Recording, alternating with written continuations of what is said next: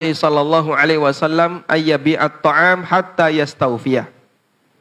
Rasulullah sallallahu alaihi wasallam melarang seseorang menjual kembali makanan yang telah dia beli sampai dia terima terlebih dahulu. Kemudian ada seorang tabi'in, Tawus bin Kaisan, bertanya kepada Ibnu Abbas, "Wa ma huwa wa ma dzaka?" Kenapa itu kok dilarang? Apa penjelasan Ibnu Abbas? Beliau mengatakan, fa innahu atau dzaka dirhamun bidirhamin wat ta'amu murja. Karena hakikatnya yang terjadi adalah tukar menukar uang dengan uang, barangnya enggak ada. Saya kasih ilustrasi begini ya. Saya beli 100 sak semen di toko besi A. Kebanyakan 10 saja. Saya beli 10 sak semen di toko besi A. Kemudian setelah itu saya keliling kampung ya. Saya datang ke Lawean ya. Bapak ada nggak yang butuh semen? Kemudian si B butuh. Saya butuh semen 10 sak. Baik. Saya punya semen di toko besi A. Tapi saya nggak cerita kulaknya berapa ya. Saya punya semen di toko besi A 10 sak. Saya jual ke Bapak 60.000 per sak. Padahal tadi saya belinya 50.000 per sak. Saya bayar 500.000. Saya diamkan semen itu di toko besi A. Kemudian saya keliling kampung, dapat B mau beli semen 10 sak. Saya tawarkan harganya 600.000 10 sak. B bayar ke saya 600.000.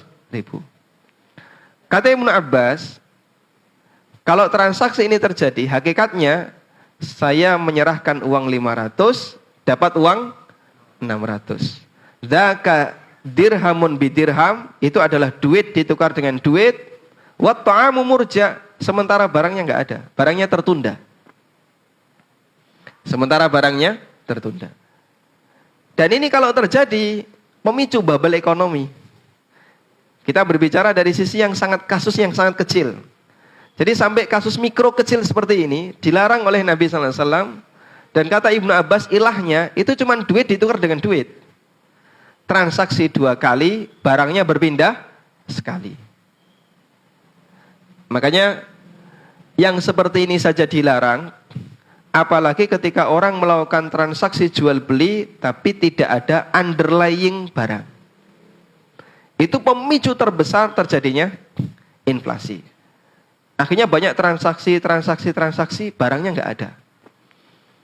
Dan sekarang hadirin yang dimuliakan Allah, model seperti ini pelakunya bukan lagi bank. Kalau dulu kebanyakan bank. Sekarang sudah mulai semakin semarak. Bisnis saham, forex, futures, kemudian fintech, itu semua adalah penyumbang-penyumbang terbesar terjadinya bubble ekonomi. Maka kalau kita ingin memiliki negara yang bebas krisis, Pak, sangat susah. Karena negara kita itu lebih banyak menekankan perbanyak transaksi, barangnya nggak ada. Seperti misalnya di bisnis futures ya. Ada orang beli kopi misalnya. Beli kopi 1 kintal. Berapa harga kopi? Harga kopi 1 kintal misalnya 100 juta. Aturan yang berlaku dalam bisnis ini adalah T plus 3. Transaksi plus 3 hari. Sehingga misalnya kalau saya beli kopi itu hari Kamis, maka nanti penyerahan kopi di hari Jumat, Sabtu, Ahad libur, Senin, Selasa. Di hari Selasa baru diserahkan. Baik.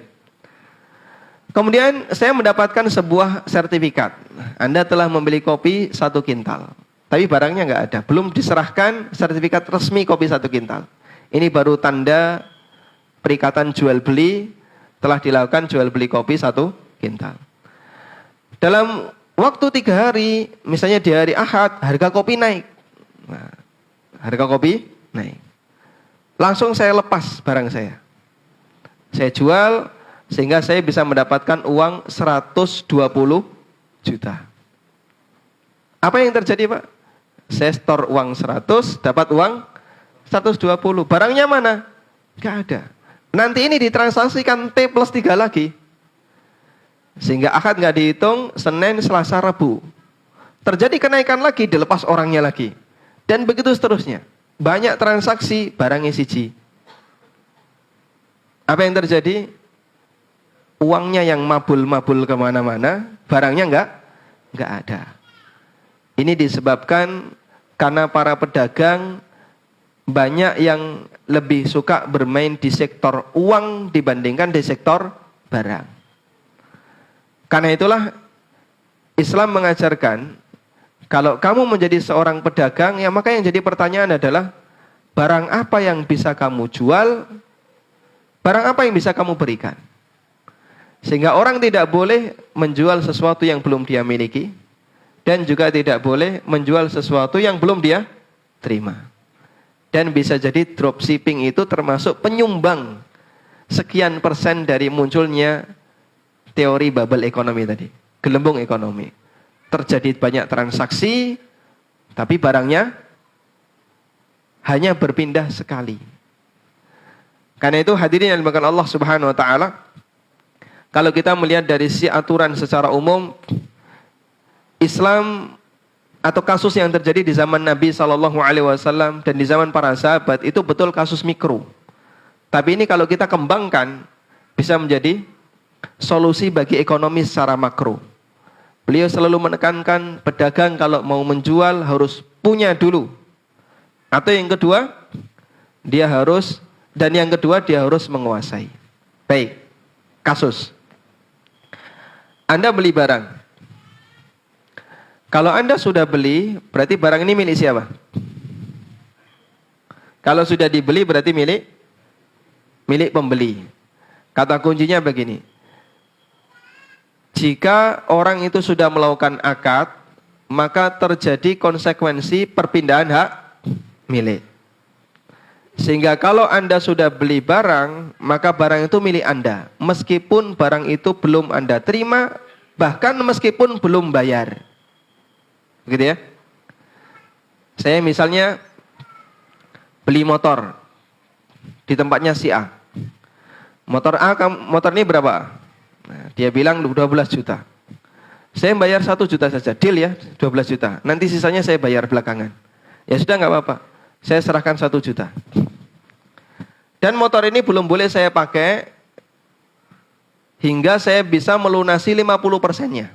Saya setuju, ya sudah nggak apa-apa. Saya bayar 1 juta, kemudian saya pulang. Boleh nggak saya jual motor ini? Nggak boleh. Motor ini milik siapa? Milik penjual atau milik pembeli? Milik penjual atau pembeli? Hah? Kalau 1 juta masih mulai? Hak miliknya masih milik penjual. Kenapa?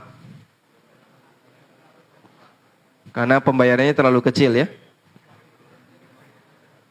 Baik. Berapa batasan minimal agar terjadi perpindahan hak milik? 50%. Apa dalilnya? Enggak ada batasan minimal seperti ini. Akad itu terhitung sah meskipun belum bayar. Akad terhitung sah meskipun belum bayar. Sehingga selama sudah akad deal, maka terjadi perpindahan hak milik. Namun karena belum diserahkan, berarti belum takobut.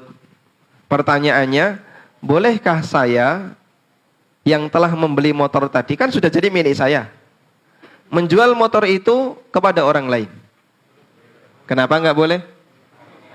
Belum dikuasai. Bukankah motor ini sudah menjadi milik saya? Betul, tapi belum boleh dijual ulang sampai dikuasai. Baik. Perbankan, terutama yang berlabel syariah, mereka beralasan, kami kan sudah beli motor dan kendaraan mobil itu dari dealer. Kami sudah transfer. Kami sudah menghubungi pihak dealer, sudah beli ke dealer, dan kami sudah transfer ke dealer, transaksi selesai. Berarti motor dan kendaraan itu milik siapa? Bank. Pertanyaannya, karena motor ini sudah jadi miliknya bank, bolehkah banknya menjual? Boleh nggak banknya menjual? Boleh nggak? Hah? Nggak boleh sampai motor itu tiba di bank. Ada di kantornya bank, mobil itu ada di bank. Sehingga nggak boleh dari dealer langsung ke nasabah. Kalau seperti ini, persis sebagaimana yang tadi diceritakan oleh Ibnu Abbas. Itu kan duit ditukar duit, lalu menghasilkan duit. Dan itu hakikatnya adalah mirip riba. Beliau tidak mengatakan itu riba, tapi ini mirip riba. Dan ini dilarang oleh Nabi Sallallahu Alaihi Wasallam. Tayyib.